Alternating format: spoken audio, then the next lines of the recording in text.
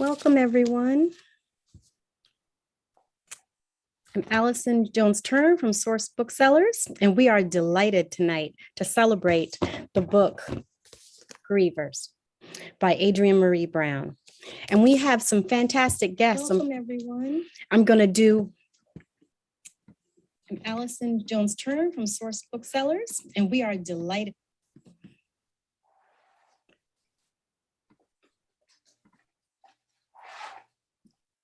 So you got to hear that twice. So that's the fun of tonight.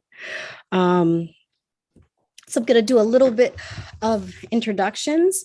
We are always happy to have books about Detroit and also creative writing. So we can explore maybe a future Detroit or just beautiful language in particular. And that's what Grievers gives to us. So a little bit about Adrienne Marie Brown. Adrienne is a writer in residence at the Emergent Strategy Ideation Institute, author of many books. The last one that I read was Holding Change. And this is the first novella. The Grievers is the first novella, and it is a trilogy, number one in a trilogy from the Black Dawn imprint from AK Press. And we want to thank AK Press for helping us to set up this event and make it possible. And maybe we can hear a little bit about the imprint during the event. So Adrienne can be found on podcasts like How to Survive the End of the World, Octavia's Parables, and even an Emergent Strategy podcast. And the Emergent Strategy book is much loved and still a very popular read with us here at Source Booksellers. In conversation today, Adrienne will be in conversation with Sawatu Salamara, who is a mother, an organizer, and maybe she could tell us a little bit about the East Michigan Environmental Council. And so she did a wonderful blurb for the book. So she'll be able to talk about that.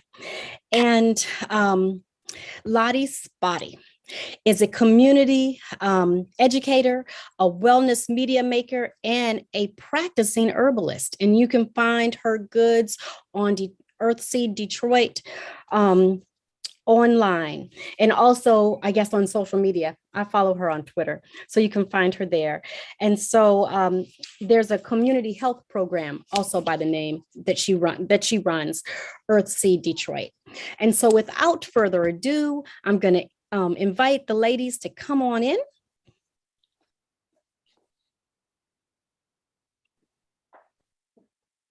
Hi, thank you so much, Allison. I love the Source Booksellers. I love doing book events with y'all. It's such a special feeling of homecoming. Thank you for hosting us. Hi, Sawatu and Lottie. Oh my goodness. Like Detroit would say it, what up, though? Hey, what up, though? What up, though? It's so exciting to be with you two particularly.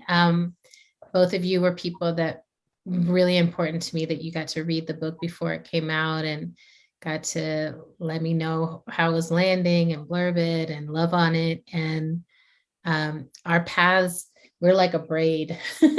I feel like our paths have like woven together in a myriad of ways over the years. And I've learned a ton from both of you and been grounded and resourced and inspired by both of you. And I'm so excited that you're both here and that we get to do this tonight. Maybe, do you want to share anything more about you or like where you're at in this moment right now today that the folks should know before we hop into like the event mode?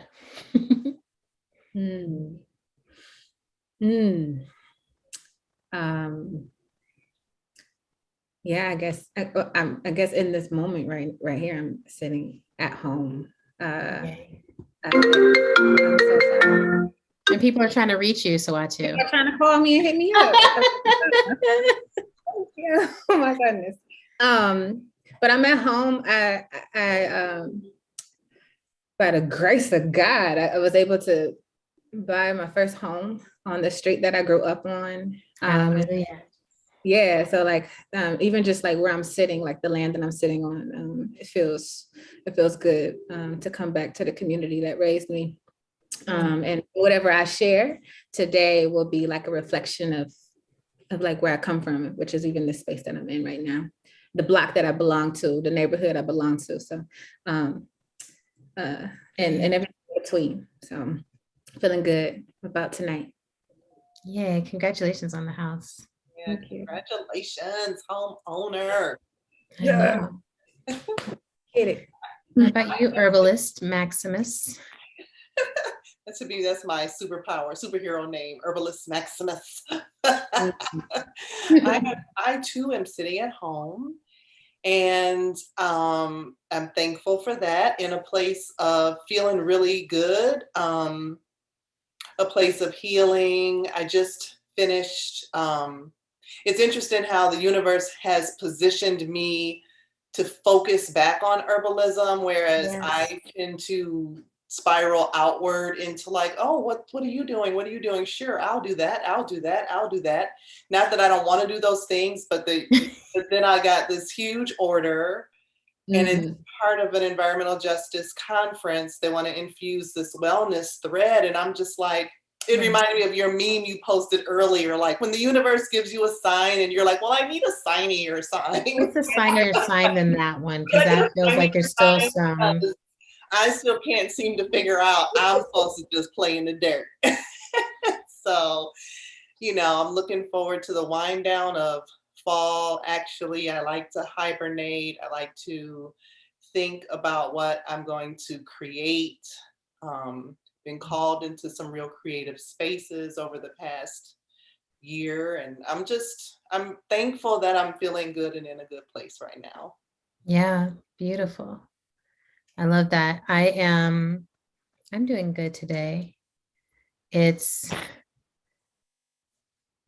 it was a good day. There was a big rain today, which I'm just like, yes, wash me clean. Like let's clarify. I feel like my whole life is slowing down. My pace is slower. And the gift of fiction is really working for me. Like I'm really enjoying. I feel like I've always heard a lot of different voices in my head. And now I feel like I'm just like, you are characters and I can put you somewhere and I don't have to just be like all over the map. So it was a day that started like that. Like I write a lot in the dark, like before everyone else is up. I just like wake up and I start writing because my boo is teaching first grade. So she leaves the house at like 6. I'm like, well, I'm awake now. And I just start going. I'm just going to write. Exactly. I'm like, it's time to write because I need to be able to go to bed when she goes to bed, like I'm like, let's do this. It's a good like life cycle. So, and I got to swim in today. So that's always a good day. So what I thought I could do, because it's a book event, is like read a little piece from the book and then we can just hop into conversation. I'm curious to see what y'all think, if you have questions, if there's stuff that you want to throw on in there. I'm like, yes. So this excerpt is from chapter 20 called Reality Slips. And the main character is named Dune. So Dune woke up sweating as if she'd been having a nightmare. She couldn't quite remember what she dreamed about, but knew Marta was in it, and she could feel the pulsing in her body of desire. She got out of bed, grabbed her cigarette case. She stepped out on the back porch with it and was surprised to see that the moon was full. She could see every single thing. The trees in the yard, mostly stripped of leaves now, were sharp and black against the navy shadow of the night sky. Across the yard, Dog stood at attention, the moonlight making his coat look silver. She stepped onto the grass, making a small animal sound in her throat to greet him. Dogs were so much easier than humans. Dog sat down, company. She looked back at the shadows she made in the moonlight. She slipped a joint into her hand and lit it. As she got quiet, she heard the city's night sounds. Something small, skittish was moving in the yard. There were dogs calling to each other across the city, and she appreciated that her dog didn't feel the need to join in the chorus. As she settled into her high, she sensed something move in the apartment building across the way. It had been abandoned for some time, the windows mostly broken out with tossed rocks and moments of teenage vandalism. Each year, the city threatened to repair it, but nothing changed. Dune was sure that people squatted there in the summer months, so that come winter, there were better structures, especially this winter. And yet, she saw something sway in one of the upper windows, and then another. It looked like the moonlight itself moving against window panes that weren't there. Dune watched now, her head tilted back. The movement came again, this time in several windows at once, a swaying. She realized it was a tree, a reflection of a tree moved by the wind. She slipped back into the house, spooked and goose-pimpled, leaning back on the inside of the door. At this angle, there's no tree that could be reflected in those windows. There were no window panes for a tree to reflect in. There was no wind swaying any of the other trees. She felt behind her for the lock and turned it. Spooky. So Grievers is a little offer to Detroit, about Detroit, for Detroit. It's a novella that I started writing in 2011, and it kept picking up characters and scenes and stories that are largely inspired by people who passed away during the time that I was there. And it's set in the Cass Corridor. It's set in the area that I was most familiar with in my time there. And it's about Black grief, you know, the idea that grief can become an overwhelming presence or overwhelming force. And what do we do? How do we turn and face it? How do we be with it? So that's the novella. That's like a clipping of it. And yeah, I'm curious to know what y'all thought about it, where you're at with it, where you're at with your own grief in Detroit, and the cities of grief, the stories of grief that the city's holding. Mm. Mm. I think I'm gonna try to shape and to shape my feelings about my time when I read Grievers. First, I was like, I was like, just the title, Grievers, or the feeling of grief, and I was like, what does that mean? You know, and I was like, because for so much of my life, grief was just part of life, and to have something like centered on the idea of how grief sits, you know, in your body or in your home or within your family or within your community. That was, and to read it as like a thriller with mystery or with like wonder, like we did in this book, to me was another feeling or another association of what grief could be. Yeah, reading the book, I was like, immediately, you know what I'm saying? You started to associate the characters with, like you said, with people who you knew. I was like, oh, I know a Dune. I know a Kama.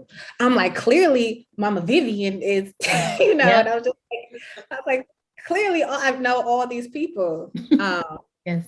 And I was like, Adrienne, you know, I was like that. I was like, Adrienne, clearly, like we know all these, and many of them they are ancestors who we have felt grief about when they passed, but yet, right, and you know, we hold on to them. Detroit is a very spiritual, wondrous place, right? Just because of the makeup of where we are, where we come from, our ancestry, how we've migrated here. And then I was like, you know, and you're a very beautiful, descriptive writer, Adrienne. It was almost like I could feel I could feel it. I could smell the smells. I could see the colors, you know, and I was like, oh, the kitchen very much like reminded me of like my grandmother's kitchen or my mother's kitchen, very cluttered, like very traditional Detroit cluttered mama's kitchen with all the spices and pans and like old wallpaper that was peeling at the baseboards. And actually, you know, growing up, I was like, you know, a lot of that you may sometimes feel shame. And it took some hard life moments to kind of like come to a moment of like appreciation of even those kinds of things that may have brought you shame earlier. But you know what I'm saying? Yeah, I felt many feelings, many feelings. I was never stuck in one feeling when reading that book. I was high and low. My heart was open, it was closed. Like I felt many emotions. I was like, ooh, I'm feeling all the feels. Yeah. And just was, yeah, I was like, I like, you know, appreciated it. I was like, you know, Detroit is all those things. And sometimes it's hard to explain it. And I feel like Grievers did a really good job at it. Yeah, thank you. Yeah, it was it so it was an interesting read for me because of the unique ability to like be in it and of it Yeah. at the same time. Yeah. There were times I felt like there's a quote where a part where you described how Kama would at the time of the falling of the World Trade Center, and how it took her a minute to feel shame at openly, sort of obtrusively gazing at this tragedy of people's lives. Yeah. And I feel Detroit has that relationship with not only the media, but even the residents, I feel like I've done that even in my own life, you know? And so it at times reminded me of an obituary, like, you know, you're celebrating the moments of this life, this situation, the life I'm talking to is like the whole entire situation. Yeah. But also I felt it was intimate and I'd read something like Goodwill's, like, you know, I would read something that was just, I saw this happening over time. So, you know, it was a real interesting vantage point that I guess I would have to say I've never had. I've read historic 67 Rebellion. I mean, I was a baby, you know, or even, I don't know, it just really, I had to sometimes just be like, I'm gonna sit that down for a minute. Yeah. Not in a bad way, but it was just that, when you say gripping, haunting, so all of that. Yeah. I mean, that was like, you know, as I was writing and I kept thinking about like my experience of living in Detroit was always being in a car with someone or always driving around with someone and people pointing out, here's what was here. That's where this used to be. That was this thing. That was this building, but then it fell. And then I started to experience that myself, maybe like 2 years into living there, where I was like, I kind of loved that building with the tree growing through the roof of it that's not there anymore. And I loved the people and I loved the places and the tastes and the smell, you know, like I was just like, this was such a particular period.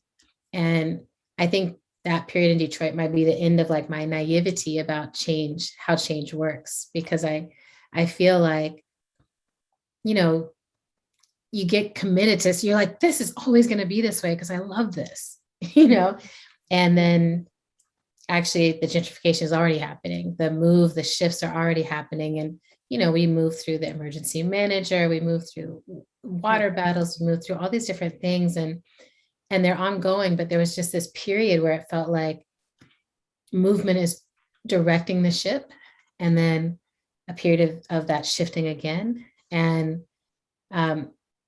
yeah, it's like, oh, there's a ghost town. Always there's a spirit town, but it's not empty.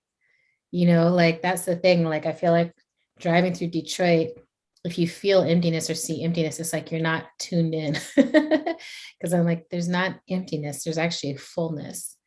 So it's like how to talk about that kind of fullness. You know what I mean? Yeah. No, yeah. And I actually wrote something about that. I wrote something about like, and when I wrote it, I felt a little bit of like heartbreak. I was like, why do I feel bad that I wrote this about my city? When it was about, You're right. I said, I talked about, the presence of the virus, right? And what it brought, or just like the plague of like depression and exhaustion amongst the people. Yes. And like, but still breathing, right? People, because the virus, right? Yes. It was like, it took over the body. Yes. You were absent, but yet present. And so I think, it was like the contradiction of like, what part of you was worthy, right? What part of you was worthy? Were you worthy to be saved if you weren't like this, mobile body, speaking body, but then yet to the community or to Dune was like, yo, if you breathing, like, how do I take care of you? Like, how do I check on my people? How do I, check in? Yeah. So it's and like, just for folks who are like tuning in, the one aspect of the premise of the story is that Dune's mother, Kama, is patient zero of this mysterious virus. And it strikes people like, it's like they're mid-action and all of a sudden they just freeze and they never return to interacting. And it's like they're in a deep shock, that initially the hospitals are like, there's nothing we can do. And then the numbers start to pile up, and which it's been deep writing it while COVID then, I had turned it in. yes. And then it was like, okay, COVID is happening. And yeah, that was wild because I was just like, oh, now this is really happening. And how are people actually responding? Which parts feel real and which parts feel different? And yeah, but anyway, I just wanted to give people that like little, like, what's happening? Yeah, I write stuff too fast. No, that's great. Yeah. I feel like both of you are creators and writers and people who have used poetry and storytelling and fiction and magic and creation to do your work.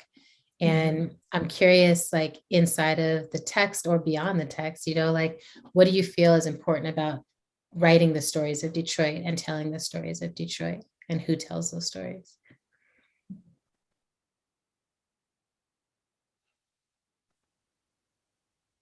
Yeah, it's we were talking earlier and I was saying how just this work and your evolution as a writer has been, I'm thankful for the inspiration and the example, and feeling moved to, do some of my own excavation.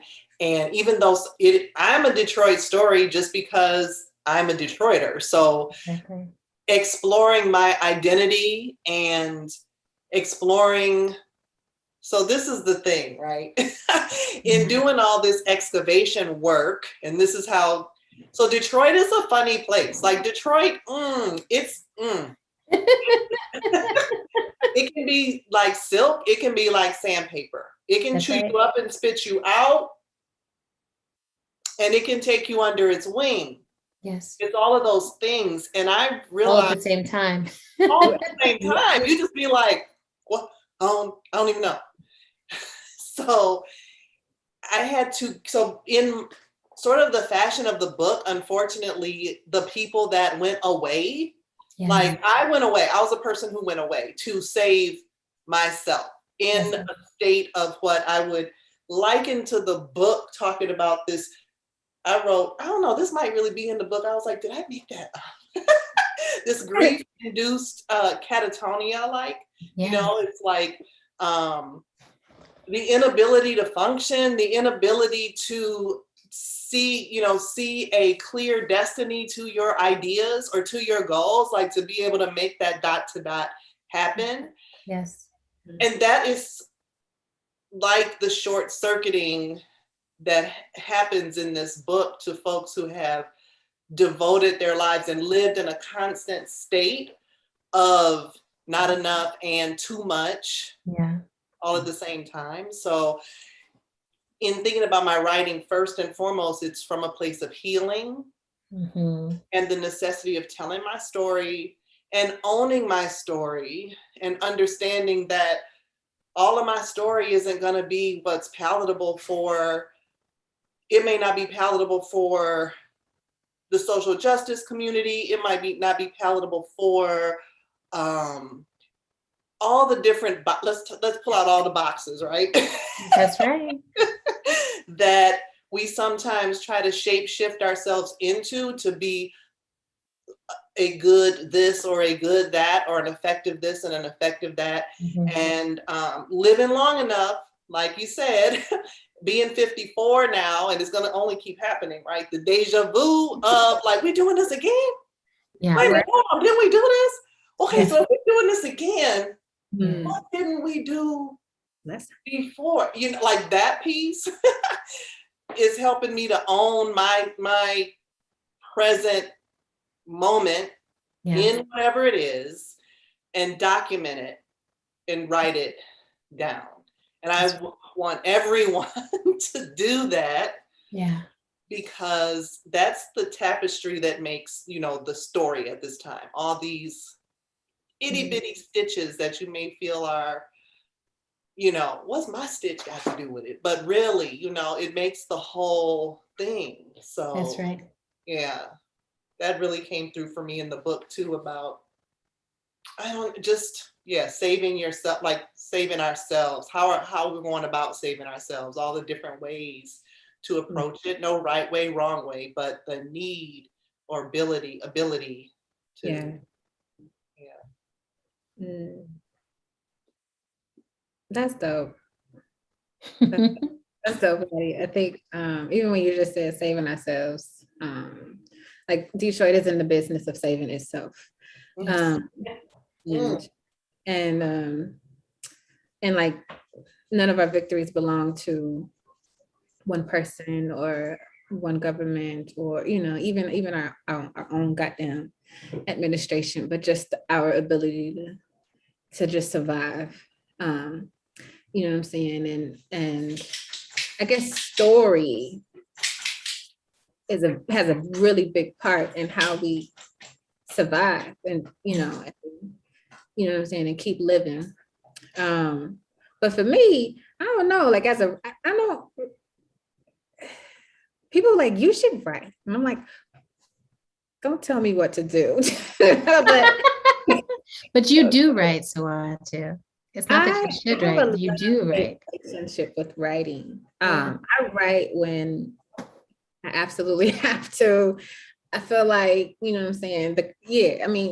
Probably as I get older, and also when my children get an age where they will let me do such a thing, I probably see some more writing in my future. I think, you know, for a long time, the way that we told story was just like speaking it, right? And just, you know, and that's a whole nother thing, like how story have also evolved and how we give it to one another, right? Like, how do I give you this story, right? Yes. The way that I'm going to give you this story is like through gossip or through, you know, just chatting and checking in, you know what I'm saying? Because we always got something to share, right? Yeah. You know what I'm saying? Whether it's, and lately, like my mother who, I ain't even gonna put her out there. I was gonna say like her age or just like, you know, I ain't even gonna do you like that, mama, but but You're an you know, amazing mother.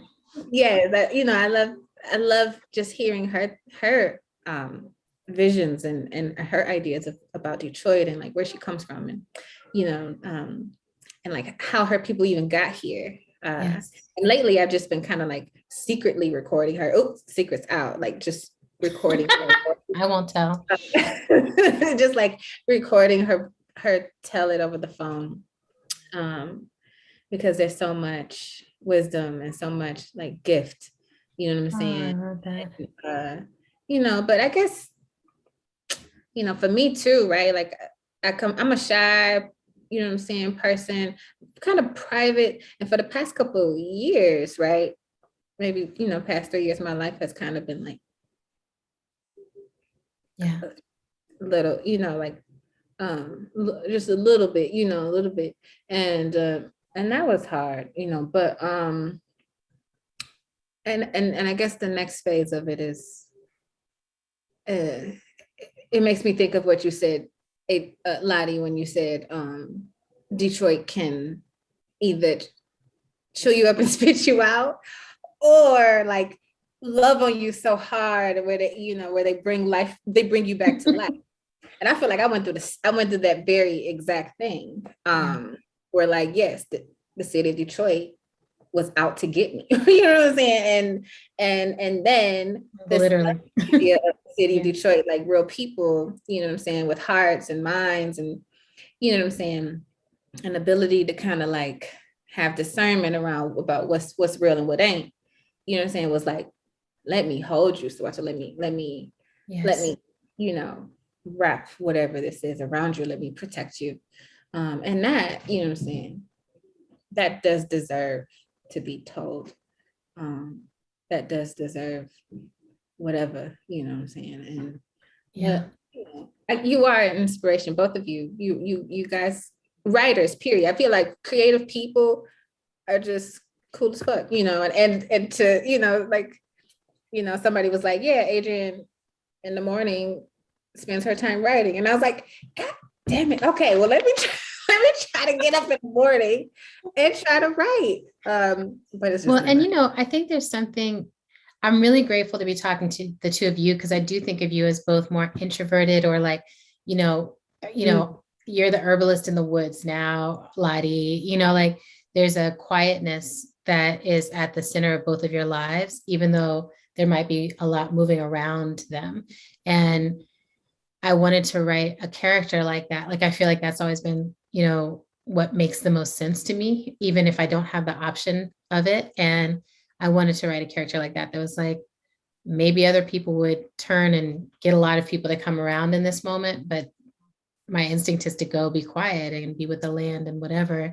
I wanted to feel what that was like. And that interiority where Dune is not writing, she's not trying to create, but she does become an archivist. And I feel like there's a way that both of you function as archivists as well. Like, you know, and that might be one of the essential aspects of being a Detroiter.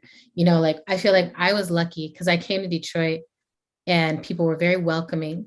Although I did have a few people like, you're too sane for Detroit. Like, this isn't going to work, you know, for you. And there was always that push pull of like, yes, come in, stay, deepen, but also don't get too comfortable, but also come do more, but also don't get too comfortable, you know? And I feel like I was in that dance for the longest time before I was just like, I'm just going to love it. I just love Detroit. I love Detroiters. I'm just going to show up for it, but I'm going to show up for it as a introvert. Like, I feel like my years in Detroit really taught me that I'm an introverted person, you know, that like my spirit is mostly wants to spend a lot of time being quiet and inward and feeling my feelings. And I think that, and I'm interested to hear from y'all on this. I feel like some people, especially in Detroit movement space, there's some people who feel so that other people can keep going and maybe not spend as much time in that feeling space, right? And I feel like for years I watched that play out where I was like, oh, you know, this person is feeling it for all of us. You know, Charity was a big lightning rod of felt experience, right? Charity Hicks was someone that we all got to work with, and is inspiration for one of the characters in the book. But it's like someone who's just like, you could feel her anger, you could feel her sadness, you could feel her putting it all together. And I wonder if that rings true for y'all, if you've seen that kind of dynamic of like almost delegating the pain or delegating the grief to certain people. If you felt like you ever were one of those people. Yeah, does that resonate? Wow. That is so deep. It does resonate. Dune's character reminds me of myself in a way, like she's in it, but not of it. Like you said, she did not immediately at the death of her mother or any of the other tribulations she faced the whole way. She never had a crowd of people around her. They would show up and leave notes on her porch, but it wasn't like this, constant, like, hey girl, how you doing? Like, we about to do this. We started a meal train for you and we did all the, like, that that does remind me of me, even though I think people don't necessarily draw that conclusion when they either meet me or know me. Yeah. And I think that what you said about the lightning rod or the person positioned to hold the grief, I think that did rotate. Yeah. Some people held it more consistently than others. Yeah. And as I got older or maybe distanced away from it, that was a hurtful, harmful thing to think back on, to have witnessed that. I feel like as much as we have an idea of where we're trying to go with some justice work and healing work, that we don't, I'll speak for myself. I don't want to speak for the whole, I felt as if we didn't know what to do with that level of grief and pain in our midst. That's right. And some of the most hurting people, unfortunately, it was almost like they were left to just be that person. Like it was, the expectation that they were going to be the person. Or like I said, sometimes it rotated, I think, in a funny way, like I don't know, the high school popularity game, like it's your turn today to be the one. Yeah. Nobody likes you today. Yeah. Yeah. You don't get to sit at the lunch table. And you're like, what did I miss? Did I miss the memo? Yeah, what happened? Because there's a bunch of hurting people. Well, and that piece that they said, like I heard it from Grace initially, but it was like Detroit is what the rest of the country has to look forward to. Is I always felt like that was true for movement too. It's like, well, I feel like I arrived during a period of pretty high functionality in movement. Like it was just that it was like a lot of things were happening. The peace zones, the community gardens, and food justice policy was moving. And then all that Obama money flooded in, and it was like, oh, dang, everybody got a job now. And I think that actually messed us up a lot more than almost any other thing. Was just the money changed a lot of the energy of things. But I remember feeling that I was like, oh, like every movement in the country is like this. Like every place in the country is like this, like going through these periods of trying to figure out, like, how do we relate to the economy and still stay rooted with each other and feel like, in some ways, I think people go to movement because they're feeling grief, right? Like, it's like something is wrong and it hurts. Let's fix it. Let's come together and fix it. We don't know how necessarily, but let's try something.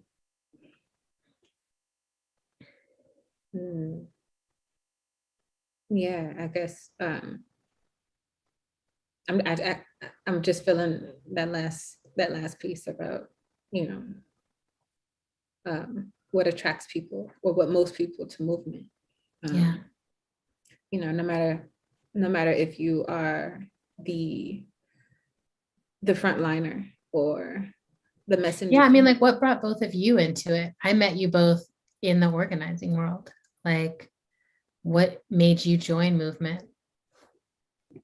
I was dragged in it. You're like, I was a baby, I was a child. I was minding my business. You were born into it, right? I know you're another Dune character. You know, you grew up in it. Yeah. I was dragged in it, and you know what I'm saying. My mama who comes out of the labor movement, in the 60s, who, I have a.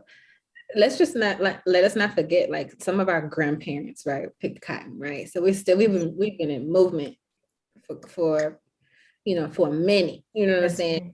And the babies that you see now are just like descendants of, you know what I'm saying? And now we grown and we got our own kids, and and the movement continues, but yeah, like I remember meeting and seeing you folks. Some of it was being, where for the first time was at like the AMC, right? And me walking in as a young person and being like, where the hell am I? Look at all these weird haircuts. What is this place? Yes. And a whole new world. It was. And I was like, what? And so many, like, like, really, I got neighbors who just have never experienced this other side of Detroit. And I'm like, you deserve to see these other magical parts of the city. You know what I'm saying?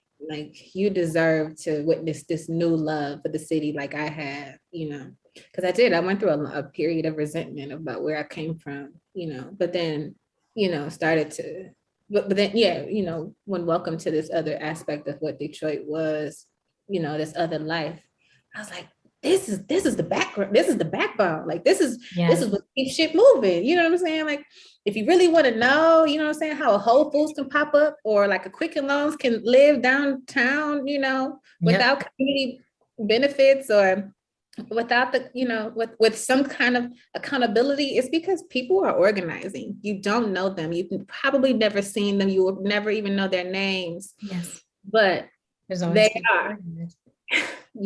Well, and I'm really grateful you spoke to that balance of shame, like feeling like, oh, I'm ashamed of where I'm coming from, or ashamed of what's happened here. Like, I feel like that's also this presence in Detroit sometimes of being like, people think this is a ruins, or people think there's a failure here or something. And it's like, there's something about turning. I feel like what I experienced in Detroit movement spaces was like turning and looking at that and being like, this is systemic. This isn't a failure of our people. This is like intentionally disempowered, disenfranchised over a long period of time. Like, I feel like my analysis had to be so sharp to be like, oh, this happens on purpose, and this happens to Black cities in a certain way. And this happens, when Black people end up in leadership, right? It's like, mysteriously the budget is broken, or, whatever. And it's like, how? Like, oh, because it's not designed for us to be holding it. And can I say, the woman who I first learned that from, I first learned that from Lottie Spady. Oh. No lie. Come on, in our own backyards, Lottie Spady. Okay. Swear to God, it was you, Lottie, who taught me that. And I wish I could even, I'm gonna send you what you said. I'm gonna write it down, but you said something like, the system makes us believe that the problem is the individual, when really it's systemic. And I was like, I just remember being like 19 or 18 and being like, having my mind kind of be like, hold up in that conference room. Yeah, up in the store room, right? Our workshops were supposed to be like 2 hours long, and we would be up in there with the candles burning, like, but cognitive dissonance. Wait a minute. Wait a minute. This is cognitive dissonance. I was throwing cognitive dissonance around in the hood for sure. Forever. So, Lottie, why don't you bring us in, like, what brought you into organizing, and a little bit about the kind of organizing you've done, because it's wide ranging. What's funny is I didn't know I was doing organizing. Right. at all. Like I started. It's also a very Detroit stance. People are like, what? That's organizing? I know. I'm being a neighbor. I'm living in my community. Right. I'm everybody's mama. That's what I'm doing. Because Yes. I started working at Vanguard, and I was doing multimedia, teaching students multimedia. And I did have a small little window of wokeness. I was like, well, these kids, these teenagers may not ever go to college for whatever reason. I can teach them Adobe Photoshop, HTML programming. I could teach them everything I know.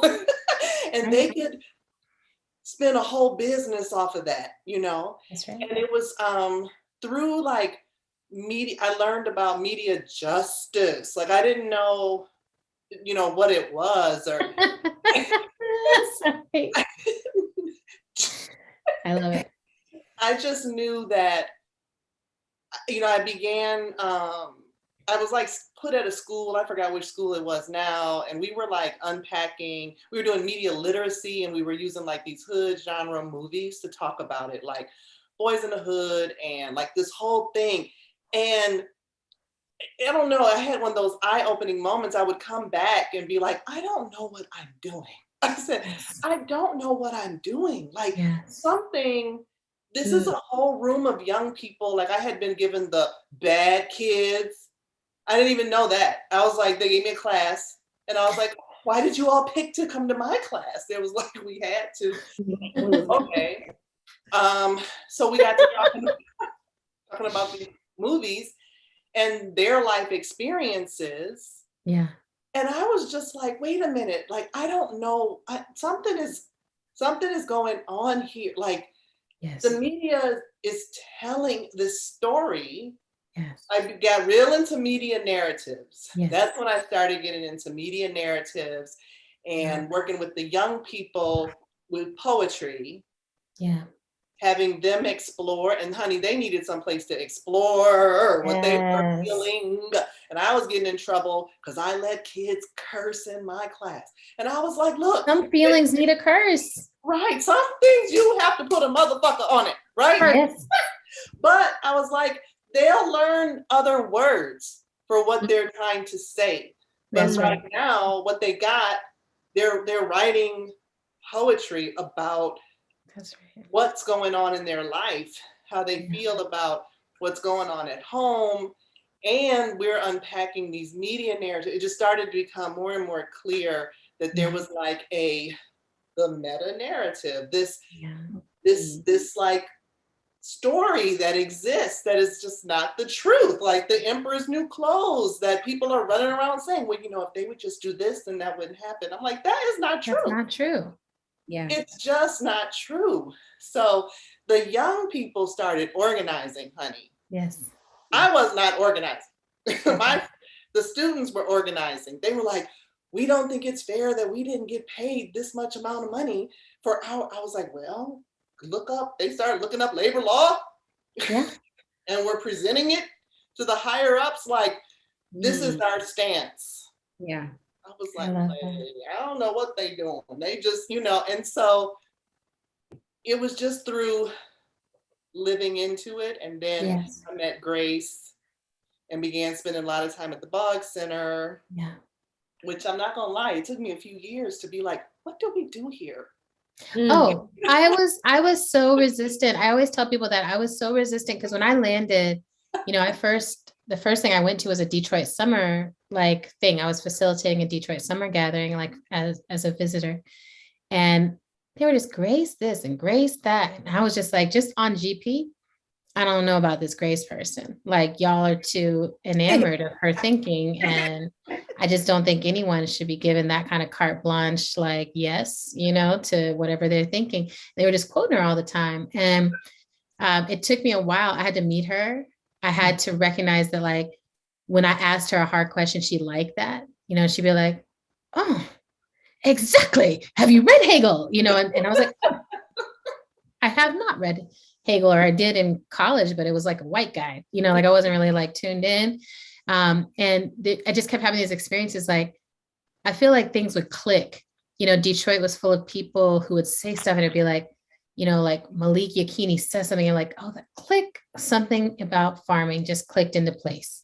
And, then Mama Sandra says something, it's like, click, something about spirit and life just clicked into place. And Mama Rhonda, like, it's just like different people say stuff. And you're like, Detroit really understands in a felt sense what justice is. And then it's like how to bring that to pass when you're in a place that is consistently under-resourced and undernourished. And part of what I really wanted to get at, and what will keep growing over the next 2 novellas, is that narrative of Detroit as a blank canvas, right? So it's like there's this idea that Detroit is this blank canvas. And I wanted to trouble that water, that it was like, even if there are no people here, Detroit cannot be a blank canvas. That's not possible. The city is so rich and layered with ghosts, ancestors, spirits, and plans, right? So there's like, even now, like when I'm like, I don't even know who's doing what exactly. I'm not on the ground anymore like that. I'm over here writing my little books, but I'm like, I know there are people that are moving major plans of organizing in the city. And in some way I trust it. Like, I'm like, I don't have to be all fingers in the pie, like, I'm like, but that narrative work continues to be really important. So I know we're doing like time is a thing. So Allison, do you have a question for us? Candace Franks has a question. Okay, great. Feel like Detroit chose you, land, ancestors for this healing work? Ooh. Oh, it's gonna make me cry. Yeah. I love that because I love that. Answer that, Lottie. What's that? I'm about to. You see, I am. Yeah, I'm like, what's that tear? What's that tear in the corner of your eye? I see it. Because Lottie was trying to run her ass away from organizing. I was like, I'm done. It was like, I'm done. I'm done. There's a whole bunch of other young people that y'all do this. Go ahead. And I tell you, I hadn't got far out into the woods before some of my teachers were like, well, why are my herbal classes so white? I mean, I'm trying to figure out, like, now what is going on in Detroit? Now what is this food justice thing? I was like, exactly. Following me. So it's just following you. So I gradually grew into the idea that this was the next iteration, and I couldn't do what I'm doing right now with healing justice work and approaching herbalism in the way that I am, had I not come through the dot to dot to dot of everything I talked about, from media to environmental justice to food, every experience. So Detroit, yes, I definitely believe I was chosen, picked, crafted, planted, bloomed, pushed out, go, yes, you, this is what you're doing, for sure. For sure. I deeply, as a witness of your life, I'm like, yep, absolutely. That's clear. What about for you, Sawatu? I made a post this morning that said something like, Detroit raised me. And like, if I was to pick my life apart, I feel like, you know what I'm saying, my DNA is like aspects of like Black liberation Detroit, African Detroit, social justice, Muslim Detroit, you know what I'm saying, like elder Detroit, like young Detroit, you know what I'm saying, shoot 'em up, bang bang on the block Detroit, like it's, just like all of it. And no matter where I go, and I've been some places, probably not as many places as y'all, but there's nothing like Detroit, yo. You know what I'm saying? Like, there's nothing. You always will find your way back here. You know what I'm saying? And I used to think, like, I used to even criticize and say, like, man, Detroit, we're just so behind, But actually, I think we're just right on time. And right on time in terms of, just our ability to, it's like they say, like, you want to know what's going on in the world, look at Detroit. That's right. Like, you just look at Detroit, you want to know what's going on in the world. It's all there. Yeah. Mad love for Detroit. Detroit chose me, and I continue to choose Detroit for sure. I love that. I would say I definitely feel like Detroit picked me up. I was like minding my business in Oakland. And Detroit was like, you belong here and you're gonna come here now.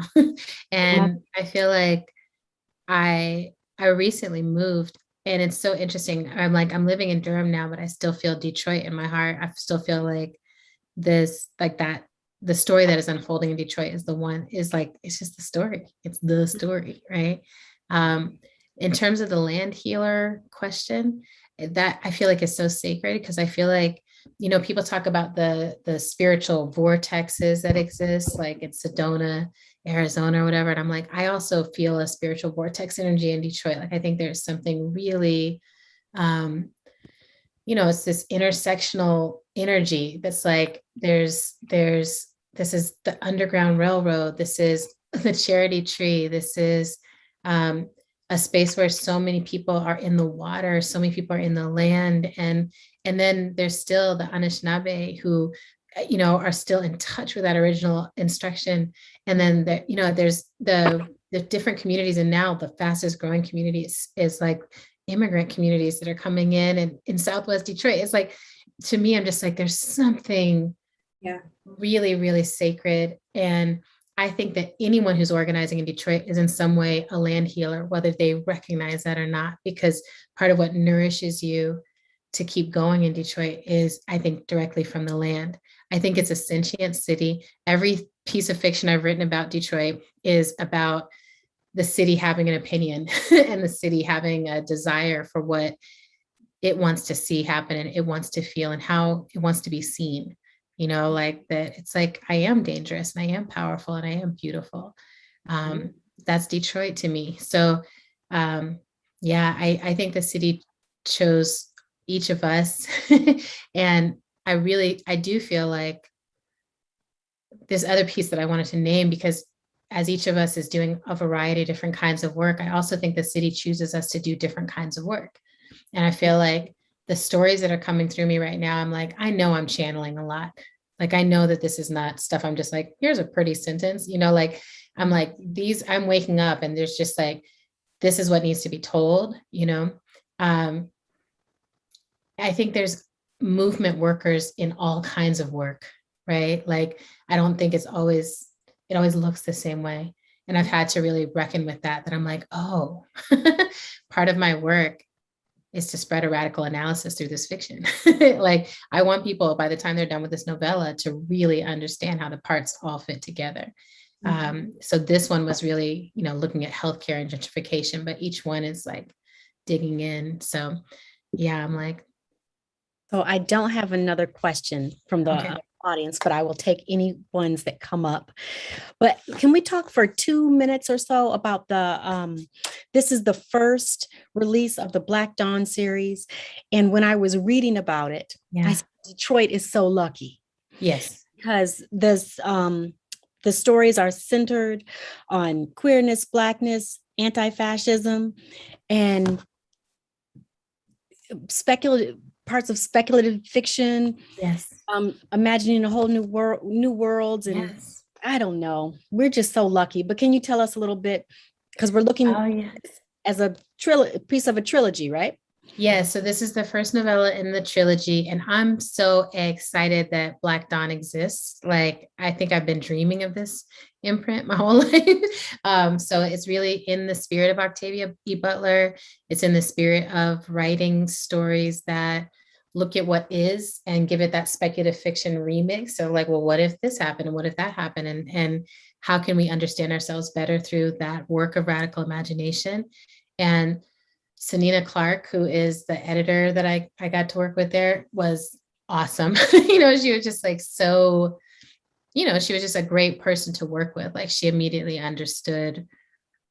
I was laughing. I was telling folks earlier, like, I had basically drafted a novel and then they were like, Black Dawn would love to publish something from you. And I was like, I have this thing.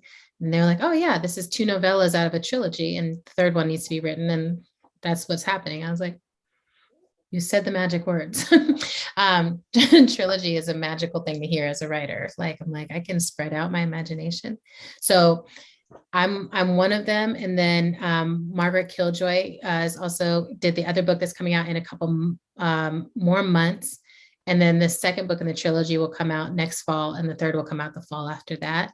And they're accepting story proposals. So if you have, it's really about short speculative fiction too. It's like really they're looking for novella style in a way that I think is really great. It's like you pick up a book like this and it doesn't feel intimidating. It's like in this period where life is moving so fast, you can read this book in a day. You know, it might be emotional. Emotionally, you might not want to read it in a day, but physically you could read it in a day.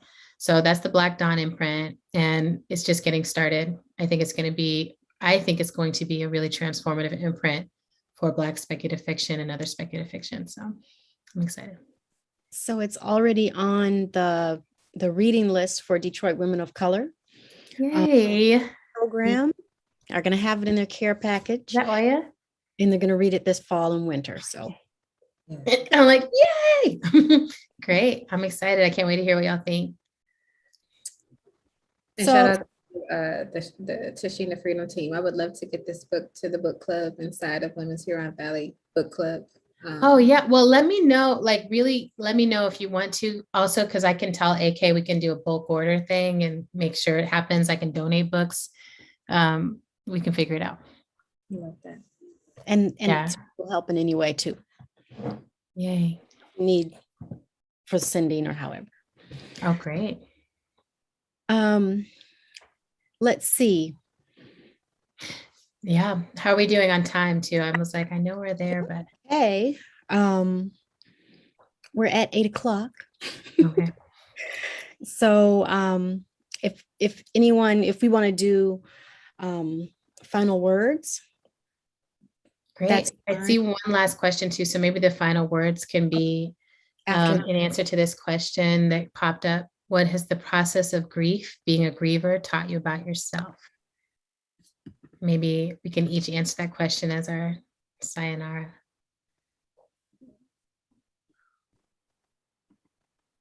That's a hard. Yeah, and I don't see the question. Can you say it again, Adrian? Yes. So what has the process of grief or being a griever taught you about yourself? I'll copy it into a chat. Oh, look, there's a whole chat popping. Yes. Here we go. There's more. Oh, there it is. Oh, okay. It is Oya. Okay, good. I would say that I think through my own personal grieving process and the grief described herein really reiterates for me, like I said, my next phase of where I fit into movement work, and not only providing like healing, like actual teas and potions, but having spaces where people can rest and rejuvenate and restore themselves are critical. And I'm appreciating more and more. I see in some areas of philanthropy in Detroit, the building in of a self-care line item, and you just received a rest grant, resting grant. What's that for? For you to sit down somewhere. And those are, I know those in and of themselves, those brief moments aren't enough for total and complete healing. But when you think about tipping points and when you think about ways that we can slowly shift the narrative and shift the actions that happen naturally, those are little steps in a much bigger process. And Right. The more I can offer areas of respite, because I learned that grief doesn't have an expiration date. I learned that it definitely moves in cycles, and that I don't always know when I'm acting out of grief. I might think it's anger, I might think it's fear, I might think it's Right. judgment, I may think it's all kinds of things, and I probably need to keep that in mind for whomever I'm dealing with. That's right. So I think that's one of my big takeaways through my long decade grieving process that I've been in. Yeah. I'm still learning about my grief and how it's been with me. I guess also as like the youngest of 4 children, I guess I'm thinking about how my mother has grieved and how her Yeah. grief has become my grief, and how we pass grief. You know what I'm saying? The things that, yeah, the things that she grieves, I grieve, and then so forth and so on. You know what I'm saying? But I think it's only, I don't want to give it that like that typical, like it makes her stronger, but uh but I think my grief right now in the moment has been radical acceptance around destruction, Yeah. and and having that be okay. Like if I feel destructive with my grief, and that took some real deep diving, primarily Prentice Hemphill. I was about to say, was Prentice involved? Yeah, Prentice was involved with that because I was just like, man, I was always trying to fix my grief. That's right. It got to be the other side of my, okay, it got to be wrapped up nicely and packaged well. Yeah. And it wasn't that, you know what I'm saying? So I'm still grieving, and I think I'll be grieving for the rest of my life about many things. But I guess where I am right now, what I've learned is that we can get through it. We can survive, and we can get through it. And that's what my mama told me just last night. Like if we ain't learned nothing, Sawatu, Listen, is that we can get through it, no matter what it is. So yeah. we welcome the destruction of it. We welcome the love of it. We welcome the healing of it. All of it. Like, yes. You can tell my first grade teacher, Boo, energy is slipping in right now. I'm like, oh, it's bedtime. I think for me, grief, I'm like everything that y'all are saying, I'm like really resonates with me. Like it doesn't end. You can move through it. It's a way that you connect and carry, like we carry it for those who came before us and those who are older than us. I feel like I've learned so much about the different kinds of grief. Like I think when I was young, it was like, oh, you just grieve when someone dies, and that's the only kind of grief. And not understanding like there's grief when relationships end, there's grief when formations fall apart, there's grief when places go away, there's grief when ease goes away. You know, for me, as I age, I feel grief in my body for the body of yesterday. I just have been like, oh, there's so many kinds. And then there's distinct griefs of people that I'm like, I definitely thought I had more time with this person. So one of the biggest things it's taught me about myself is that I want to be satisfied in the connections I have with people, which means I have to be honest with myself about what I have to give and what I need. And that has been a really transformative reshaping of my life. Like I think a lot of pleasure activism is actually born out of grief. It's just like, it's time to be satisfied now. You don't know what else is going to happen, but I feel like I lost people who I was like, I know they weren't satisfied yet. I know they weren't done. And it made me like, how can I live towards a feeling of satisfaction and authentic connection?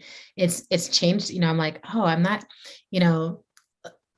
interested in promoting anything I do. You know, I'm just like, I'm interested in doing.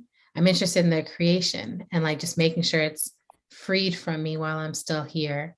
Whatever's meant to come through me gets to come through. Yeah. And then the piece around connection and relationship, like, I'm like, I always think I can do things all by myself forever, ever. And grief, you know, grief teaches you that you're never alone. Like alone is a myth, you know, like it's like, if you get away from the living, it's just so that everyone else can get to you and everyone else can come sit with you and be like, hi, I am your great, great, great, great aunt. And I've got some things that you need to process on my behalf. And so on and so forth. So I'm like, and that's literal. I'm just like, I literally have some people who I'm like, oh, dang. Okay. I'm glad we're still connected. And yeah, so the line between here and there is so much thinner than I understood before. And the mystery of what's beyond that line is so intact. I'm like, I really can't see it. So the humility of it is daunting. I'm just like, all right, got to get in my relationship with the fact that that is an adventure that is non-negotiable. Mm. Yeah. So, all right. Thank y'all. Thank you so much for taking time out of your Tuesday night to come talk about grief in Detroit and love and organizing with me and Source Booksellers. Y'all are the GOAT. You're really literally the best. I tell people from all over the country, I'm like, I don't care what you're ordering, just do it through the Source if you can. And y'all have just been like such a deep support for everything I've done. And I'm so grateful to y'all. So I love you guys. We are very grateful. Thank you, Swatu. Thank you, Lottie. Oh, thank you so much, Adrienne. And and you can find the Grievers on Source Booksellers online, or come in the store and you can see what it looks like now. Oh, I can't wait. And pick up your copy. So thank you so much. Everyone have a wonderful night. Thank you. Take Can care. we take a selfie? Can I take a selfie? Oh real yeah, quick? take a selfie. My stuff right here. Can we take a selfie? Okay. You look so cute. Thank you. Thank you. That matters. I love Send it. it. Yes, it Send it does down. matter. Send it to us. I love y'all. Take care. I love you all too. Take care. Talk Take soon.